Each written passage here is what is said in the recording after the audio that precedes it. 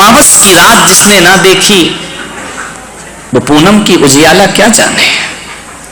जिसने कांटों की चुभन ना सहन की हो वो फूलों का सुख नहीं जान सकता है। और मैं आपसे कहता हूं कि जिसने जीवन में दुख ना देखा हो वो सुख का आनंद कभी नहीं उठा सकता है। सुख का आनंद उठाना है तो दुख से गुजरना ही पड़ता है। अरे अमावस की रात का अपना आनंद है और पूनम की रात का अपना आनंद हुआ करता है। और कभी कभी सुख का अपना आनंद है तो दुख का भी एक अपना आनंद हुआ करता है। दुख जीवन में जरूर होते हैं, दुख थोड़े बहुत होना भी चाहिए। दुख से घबराओ नहीं मेरे साथी, ये जीवन में मानव का श्रृंगार है। दुख में ही तो आदमी आदमी बनता है। अच्छे बुरे दिन दोनों आएंगे, बुरे के लिए तैयार रहो। आज अच्छे होंगे, अच्छी बात है, आशीर्वाद है। बुरे दिन भी आएंगे, उनके लिए आदमी को तैयार रहना चाहिए।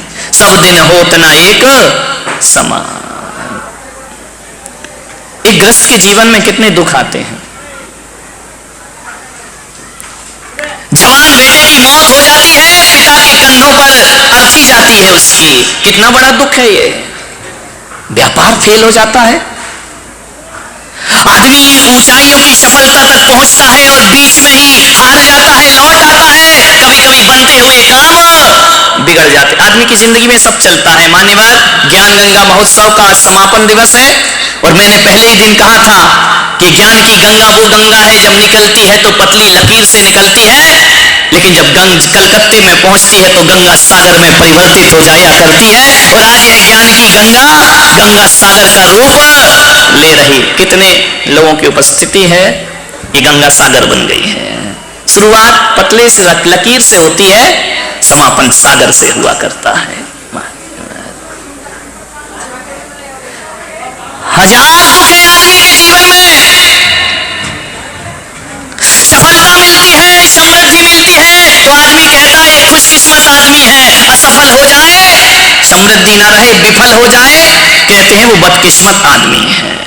ध्यान रखना, खुशकिस्मत दुनिया में सभी नहीं होते मेरे भाई। आप खुशकिस्मत हो सकते हैं, 2 4 10 खुशकिस्मत हो सकते हैं। हर कोई दुनिया में खुशकिस्मत नहीं हुआ करता है। इसलिए मैं आपसे निवेदन कर रहा हूं जो खुशकिस्मत नहीं है, बदकिस्मत हैं, उनकी सेवा करना खुशकिस्मतों का कर्तव्य हुआ करता है, दायित्व हुआ करता है। जो अभाव में ग्रसित हैं उनकी ओर सहायता के हाथ बढ़ना चाहिए। एक व्यक्ति आया, बोले महाराज मैं ज्ञान गंगा महोत्सव में प्रवचन में आया। 6 साल से हम दोनों भाई एक दूसरे से बोलते नहीं थे। पूना में ही कहो तो खड़ा करूं उसको, कर दूं? हाँ कर दो, तुम्हारी घर का हुआ फिर क्या करोगे। ध्यान रखिए। वो आया कि 6 साल से हम दोनों भाई आपस में एक दूसरे से नहीं बोलते हैं, लेकिन जब मैंने आपका भाई वाला प्रवचन सुना मुझे लगा जिंदगी किस काम की, छोटी सी जिंदगी, तकरार किस लिए और रहते हो दिलों में दीवार किस लिए। दोनों भाई मेरे कक्ष में आए, आशीर्वाद लिया। मैं कहा आशीर्वाद मत लो, गले मिल जाओ, वही मेरा प्रवचन सार्थक और सफल हो जाएगा। दोनों भाइयों ने गले मिलकर के दोस्ती का आगाज शुरू, सफल हो गया मेरा प्रवचन करना। ध्यान रखिए। एक लड़की आई, बोले महाराज विगत 7 साल से आपको ढूंढ रही हूं मैंने कहा मैं कहां खोया था। बोले 7 साल से मैं आपको ढूंढ रही हूं। मैं जिंदगी से निराश हो गई थी, हताश हो गई थी, मैं आत्महत्या करने के लिए जा रही थी। क्या हुआ? बोले असफलताएं मेरे जीवन में बहुत थी, लेकिन एक दिन मैं बाजार से निकली, मैंने जिंदगी की लीला समाप्त करना चाही कि मैं अब जीकर क्या करूंगी। और मैं एक दुकान पर गई, वहां टीवी लगा हुआ था और टीवी में आपका प्रवचन चल रहा था। मैं सामान खरीदना भूल गई और 2 मिनट खड़े होकर टीवी देखने लगी। और जैसे टीवी मैंने देखी तो उस टीवी पर आपने कहा कि मनुष्य जन्म मिला है, यह व्यर्थ में गंवाने को प्राप्त नहीं हुआ है। एक बात याद रखना, सुख और दुख तो जिंदगी में आते ही रहते हैं। अरे सुख और दुख तो जीवन में आएंगे, दुख भी आएगा, सुख भी आएगा। अरे आज दुख है कल सुख आएगा। लेकिन आपका एक सेंटेंस मैंने सुना, इन सुख और दुख को जीने के लिए सबसे ज्यादा महत्वपूर्ण जीवन हुआ करता है। यदि जीवन ही नहीं होगा तो सुख कहां से आएगा और दुख कहां से। बस उसी दिन मैंने निर्णय लिया कि आत्महत्या नहीं करूंगी। 7 साल से इंतजार कर रही हूं, लेकिन जैसे ही मैंने रास्ते में होर्डिंग देखा, अरे मैं देख करके अचंभित रह गई। ये तो वही संत है जिनका मैंने एक सेंटेंस प्रवचन का सुना था। वो मेरे पास आई, उसने आशीर्वाद लिया और साहित्य लेकर के स्टॉल से गई कि मेरी जिंदगी की असली कोई संपदा है तो महाराज आपकी ये किताबें संपदा है जो जीवन का सूत्र दिया करती हैं। मान्यवर, बहुत लोगों में परिवर्तन हुआ है, प्रेम भावना बढ़ी है। अभी कुछ लोग मुझे बता रहे थे कि महाराज इतने दिन से हम पुणे में हैं, हमको कई लोग आज तक हम नहीं पहचानते हैं, लेकिन इस चातुर्मास से पता चला कि पूना में इतने जैन भी रहा करते हैं जिन्हें हम आज तक जानते नहीं। ये ज्ञान गंगा महोत्सव की सफलता है, ध्यान रखिए। ना जाने किस किस को क्या मिला। एक दिल्ली में मेरा चातुर्मास हुआ, एक व्यक्ति बिल्कुल गरीब, कार्यक्रम हुआ, आयोजन हुआ, मुझे पता लगा, आयोजक लोग लेकर के आए और एक बिल्कुल गरीब साधारण से व्यक्ति से उन्होंने मेरी सभा का दीप प्रज्वलन कराया। सारे लोग देखकर रह गए, आदमी कौन है। मैं भी देखकर रह गया कि दीप प्रज्वलन कर रहा है, कपड़े से तो साधारण लगता है। जब उससे पूछा गया कि तुम कौन हो, तो समाज के अध्यक्ष ने मुझे बताया कि महाराज ये आपका टीवी से भक्त बना है, ये आपका प्रवचन से भक्त बना है और दिल्ली की सड़कों पे रिक्शा चलाया करता है। इनका रिक्शा चलाने वाले से दीप प्रज्वलन। बोले महाराज इसलिए कि रिक्शा चलाता है, लेकिन ये वो आदमी है। उस आदमी से मैंने खुद पूछा कि तुम अपनी जुबान से बताओ। बोले महाराज मैं दिन भर में क्या कमाता हूँगा, 100, 500, 1000 रुपए कमाता हूँगा। मैं बहुत गरीब आदमी हूँ, लेकिन एक दिन मैंने आपकी किताब पढ़ी, पुस्तक पढ़ी। इतनी अच्छी वो किताब और इतनी अच्छी वो पुस्तक मुझे लगी, मैंने उस दिन से संकल्प ले लिया, ध्यान रखना एक गरीब आदमी, और मैंने अपनी महीने की आय में से 2100 रुपए, आपको पता नहीं है, और ट्रस्ट को मैं हर महीने पहुंचाया करता हूं। बोले किस लिए पहुंचाया करता, मैंने कहा बोले इसलिए महाराज कि आपके विचारों की किताब जन जन तक पहुंचे, क्योंकि धन दौलत माया किसी को दे दो तो कुछ नहीं होता है, लेकिन आपकी किताबों में वो ताकत है जो जिंदगी की सोच को बदल दिया करते हैं, जीने के अंदाज को बदल दिया करते हैं। और मैं जब तक जीवित हूं मैं ये धनराशि केवल और केवल साहित्य के प्रचार प्रसार को देता रहूंगा। मान्यवर हकीकत बताऊं, उस दिन वो 2100 रुपए की राशि मुझे 21 करोड़ से भी ज्यादा वजनदार लगी कि आदमी लोगों की जिंदगी के बारे में सोचा करता है। इबादत करते हैं, पूजा करते हैं, लेकिन एक बात याद रखना पूना वालों, आज ज्ञान गंगा महोत्सव के माध्यम से एक संदेश मैं आपको देने जा रहा हूं। वो संदेश इतना ही है कि मैं पुलक सागर कहता हूं कि इबादत करो, पूजा करो, वंदना करो, आराधना करो, लेकिन जहां तक मेरी सोच है कि माला फेरने वाले जो हाथ हुआ करते हैं, धर्म की पोथी पकड़ने वाले हाथ हुआ करते हैं, लोग कहते हैं वो बड़े पवित्र हाथ हुआ करते हैं।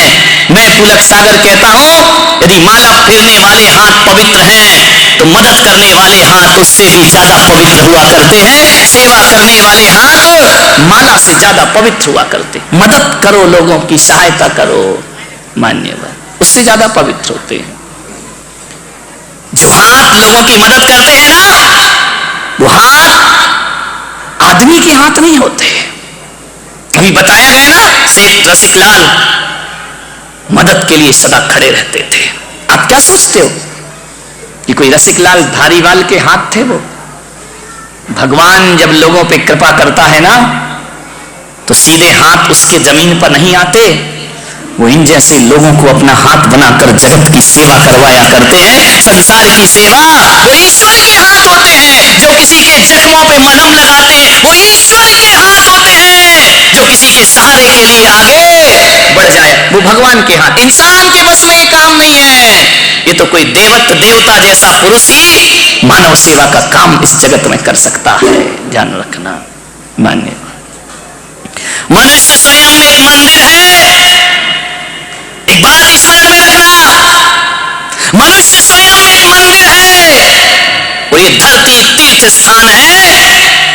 और जो मनुष्य ईश्वर की आराधना करता है, एक बात याद रखना, मानव की सेवा सबसे बड़ी ईश्वर की आराधना हुआ करती है। इससे बड़ी ईश्वर की कोई पूजा नहीं हो। इंसान हो, इंसान बनो।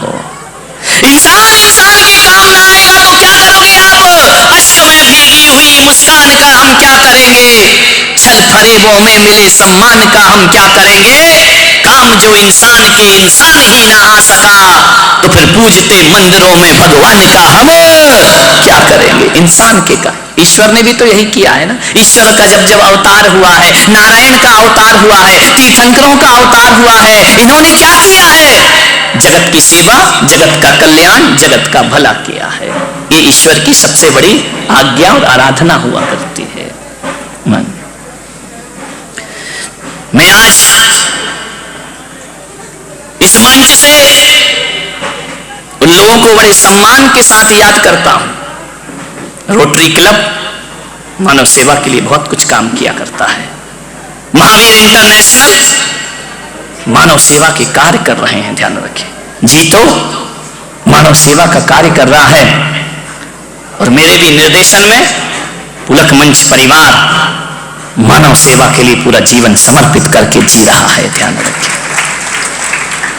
मेरा एक भक्त है जोधपुर में, राजस्थान में, जाति का ब्राह्मण है, राजू व्यास उसका नाम है, हेडमास्टर है स्कूल में, उसकी पत्नी नर्स है। उसने मुझसे मंत्र दीक्षा ली है, जानते हो, आपको विश्वास नहीं होगा। उस आदमी ने मेरे से प्रेरणा लेकर के एक एम्बुलेंस तैयार की। कोई ड्राइवर नहीं रखा है, खुद चलाता है, मरीजों को फ्री अस्पताल ले जाता है, फ्री उनके घर पहुंचाता है।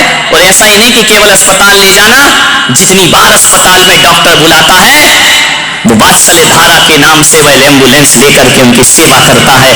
ऐसी उसने एक शववाहिनी बनाई है, किसी के घर में मौत हो जाए, उसके यहाँ की शव यात्रा वो अपनी शववाहिनी में कराया करता है। मान्यवर उसने भूखों को भोजन देने का काम किया है। मान्यवर बहुत से प्रकल्प चल रहे हैं पुलक मंच परिवार की तरफ से मानव से। आज भी दिल्ली में 1000 लोगों को पुलक मंच परिवार निःशुल्क भोजन कराया करता है। ध्यान रखें, भूखे लोगों को जिनके पास भोजन नहीं हुआ करता है, ध्यान रखें। मानव सेवा करिए। जिन्होंने दुख नहीं देखा वो दूसरों के दर्द को नहीं बांट सकता है जीवन में, इसलिए भगवान जिंदगी में थोड़ा थोड़ा दुख भी प्रदान किया करता है। एक मां थी बहुत गरीब, निर्धन थी, कुछ नहीं था उसके पास। उसका एक बेटा था। वह मां हमेशा दुखी रहती थी कि मैंने तो अपनी जिंदगी गुजार ली, इस बेटे का क्या होगा? इसका तो अभी जीवन शुरू हो रहा है। बड़ी दुखी थी। एक दिन उसने अपने बेटे से कहा कि बेटा एक काम कर, जंगल में तपोवन में एक पहुंचे हुए संत आए हैं, जा उनसे एक प्रश्न पूछ करके आ। उसने कहा मां तू क्यों मुझे जंगल में भेज रही है? संतों से क्या प्रश्न करना? वो बैरागी लोग, वो सन्यासी लोग हमारे जीवन की समस्याएं। मां तूने मुझे इतना मजबूत बना दिया है, ऐसे संस्कार तूने मुझे दिए हैं कि मैं अमीरी के कभी ख्वाब नहीं देखा करता हूं। मां ने कहा बेटा मैं मां हूं, तू मेरे कहने से एक बार उस संत के पास चला जा। बच्चे ने कहा तू कह रही है मां तो मैं जाऊंगा। मांगना कुछ मत, मैंने तुझे सिखाया है कि गरीबी के दिन जी लेना, लेकिन किसी के सामने हाथ फैला। मांगना कुछ मत, बस जाना और एक प्रश्न पूछ के आना अपनी मां का। बच्चे ने कहा मां बोल क्या प्रश्न पूछना है? बोले जाकर के पूछना कि हे संत जी, हे मनीषी, हे साधु संत, हे महात्मा, जरा एक बात तो बता दो। मेरी मां ने पूछा है कि हमारे दुख के दिन कभी खत्म होंगे या नहीं होंगे, और कुछ मत पूछना। ये मत पूछना कि दुख का दिन खत्म कैसे करूं। बड़ी स्वाभिमानी मां रही, भेज दिया उसने संत के पास। बच्चा चला, पूना से ही चला होगा। कहां से चला हूं बोलो? पुणे से चला। जहां की खा रहे वहीं की बजाओ। पूना से चला वो बच्चा। पहले का जमाना था, पुराना जमाना था, गाड़ियां नहीं थी। और गाड़ियां थी तो गरीब के नसीब में गाड़ियां कहां होती, वह तो पैदल ही जाएगा। पैदल जा रहा था, चला जा रहा था। मां की एक सौगात लिए चला जा रहा था। एक प्रश्न संत से पूछ करके आना है। बहुत दूर जंगल था, चला गया जंगल में। शाम होने लगी, रात गिरने लगी। गोधूली की बेला, पशु घर वापिस आ रहे हैं। वो पैदल जा रहा है। एक सेठानी के घर वो पहुंचा। सेठानी से कहा कि सेठानी, तुम्हारा इतना बड़ा मकान है, इतनी बड़ी हवेली है, मैं पैदल किसी संत के पास जा रहा हूं, क्या आज की रात तुम्हारे घर के बरामदे में गुजार सकता हूं? सेठानी बड़ी दयालु थी, धार्मिक प्रवृत्ति की थी। उसने कहा बेटा रात गुजारो, आओ विश्राम करो, रहो यहां आराम से। बोले रहना नहीं है, रात गुजारना है। सेठानी ने कहा सो जाओ। उसका रात में विश्राम कराया। सुबह जाने लगा तो सेठानी ने पूछा कि बेटा तुम ये तो बताओ, तुम जा कहां रहे हो? बोले मैं एक संत के पास जा रहा हूं और मेरी मां ने एक प्रश्न पूछा है, उस प्रश्न का उत्तर लेने। बहुत बड़े संत हैं, पहुंचे हुए संत हैं, उसका उत्तर लेने में जा रहा हूं। सेठानी ने कहा संत के पास जा रहे? बोले हाँ। बोले बेटा तू मां का प्रश्न लेके जा रहा है, एक प्रश्न मेरा भी पूछ आना। अरे उसने कहा भाई गरीब पूछे तो पूछे, ये अमीर पूछ रही है प्रश्न। बोले एक प्रश्न मेरा भी पूछ लेना। लड़का बड़ा संस्कारी था, उसने कहा कि मां तेरे घर में मैंने रात बिताई है, जो प्रश्न कहेगी मैं पूछूंगा, जरूर पूछूंगा। प्रश्न ही तो पूछना है। बोले बस पूछ के आ जाना। बोले क्या प्रश्न है? बोले बस जाके संत जी से पूछना, मेरी जो बेटी है वो बोलती नहीं है, जन्म से ही नहीं बोलती है, इतना पूछना। मैं मां हूं, मेरी चिंता है कि बेटी बोलेगी या नहीं बोलेगी, इसका विवाह होगा या नहीं हो। दो ही चिंता रहती है माँ बाप को। बोले ठीक है सेठानी, मैं जाके जरूर पूछूंगा। आगे बढ़ा, जैसे ही चलते गया 12-1 बज गए। प्यास लगी बड़ी जोर से, पानी की जरूरत थी उसे। क्या देखता है जंगल में एक पेड़ के नीचे कोई महात्मा बैठे हुए हैं। महात्मा से जाकर देखा कि महात्मा के कमंडल में जल भरा हुआ है। उसने महात्मा से कहा कि संत जी 2 अंजलि पानी पिला दो, मुझे बहुत प्यास लगी है। संत हृदय था, बोले लो बच्चे पानी पियो, मैं तुम्हें प्यास बुझाता हूं तुम्हारी। लेकिन एक बात तो बताओ बेटा, तुमको मैंने पहली बार देखा है, तुम जा कहां रहे हो? बोले बहुत पहुंचे हुए महायोगी आए हैं, मेरी मां ने भेजा है कि जाके उनसे एक प्रश्न पूछ के। अरे उसने कहा एक काम कर बेटा, एक प्रश्न, हाँ ये तो दुनिया में लाइन लगी है, क्या करोगे प्रश्नों की हर जगह, जहां चले जाओ वहीं कोई ना कोई प्रश्न। समस्या सब जगह है जीवन में, चाहे कहीं भी जाओ। उसने कहा बाबा जी तुमको क्या समस्या है? बोले बस मेरा एक प्रश्न पूछ लेना कि 25 साल से साधना कर रहा हूं, मुझे ज्ञान की प्राप्ति क्यों नहीं होती है, जाके पूछ लेना। उसने कहा भाई कितने गम है इस दुनिया में, ग्रस्त को गम हो तो हो, साधु संतों को भी दुख लगा हुआ। आगे बढ़ा, प्यास के बाद अब क्या लगेगी? सुरेंद्र कुमार जी ऐसा लग रहा है तुम ही जा रहे थे। बोले अब भूख लगेगी। आगे बढ़ा, बढ़ते गया। दोपहर हो गई, 3 बज गए। बड़ी जोरों से उसे भूख लगी। रास्ते में किसान था, हल चला रहा था। उसकी पत्नी कपड़े में बांध करके रोटी और भाजी लेकर के आती है, सब्जी लेकर के आती है अपने पति के लिए। इसे भूख लगी थी, ये टकटकी लगाए देख रहा था। किसान ने कहा क्यों रे, भूखा है क्या? बोले हाँ, ले रोटी खा। ध्यान रखना क्या जमाना था पहले का कि कोई भूखा होता था तो अपनी थाली का भोजन उसको दे दिया करते थे। संत एकनाथ जी महाराज भोजन करने के लिए बैठे, हाथ पैर का मुख का आचमन किया, ध्यान लगाकर बैठे। भोजन की थाली सामने रखी है, और भोजन की थाली रख के आंख बंद करके प्रभु का ध्यान कर रहे। आंख खोली तो क्या देखते हैं संत एकनाथ? गया। संत ने आंखें खोली, थाली खाली, रोटी गायब। अरे उनने कहा कहां गई मेरी रोटी? मैं तो परमात्मा का ध्यान कर रहा था और वो कुत्ता रोटी लेकर के। संत एकनाथ उठे, घी की कटोरी लेकर पीछे पीछे पीछे पीछे जा रहे। हे प्रभु रुको, हे नारायण रुको, ठहर जाओ, कुत्ता तेज भाग रहा है। संत पीछे पीछे कटोरी लेकर के भाग रहे, अंत में कुत्ते को पकड़ लिया, रोटी मुंह में है। संत एकनाथ, लोगों ने कहा कैसा संत है, कुत्ते से रोटी छुड़ाने को भाग रहा है। पीछे पीछे गए, जाकर के हाथ जोड़ा उस कुत्ते के, हे नारायण। बोले क्या हुआ? लोगों ने कहा ये कर क्या रहे हैं संत एकनाथ? कहा हे नारायण, हे प्रभु, ये रूखी रोटी क्यों ले जा रहे हो?